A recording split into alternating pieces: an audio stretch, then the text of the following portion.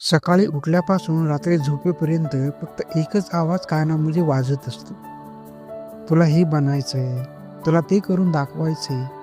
शेजारच्या मुलाला बघ, नातेवाईकांच्या अपेक्षा बघ आणि या सगळ्या आवाजात माझा स्वतःचा आवाज कुठेतरी हरवून गेला. सगळ्यांना वाटतं मी धावतोय, पण कोणालाच हे दिसत नाही की माझ्या पायात अपेक्षांच्या बेड्या आहेत. कधी कधी वाटतं मी त्यांच्या स्वप्नांसाठी जगतोय की माझ्या स्वतःच्या आयुष्यासाठी.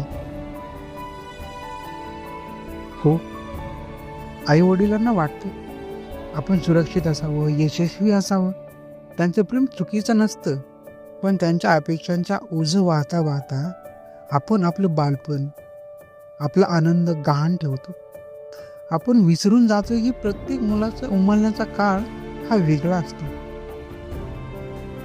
अपेक्षाचं ओझं नक्कीच आहे, पण त्या ओझ्याखाली दबून जाणं हा उपाय नाही. मला सिद्ध करायचे, पण कोणाला हरवण्यासाठी नाही, तर स्वतःला जिंकून देण्यासाठी.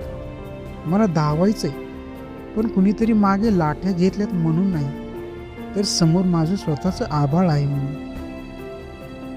लक्षात ठेवा, तुम्ही कोणाचं तरी स्वप्न पूर्ण करण्यासाठी जन्माला आलेलं मशीन नाही आहात.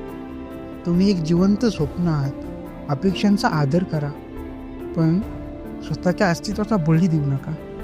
कारण जेव्हा तुम्ही स्वतःला ओळखाल, तेव्हाच हे जग तुमची ओळख पटवेल. ओझं फेकून द्या, पंखांना बळ द्या. तुमची वेळ नक्कीच येईल.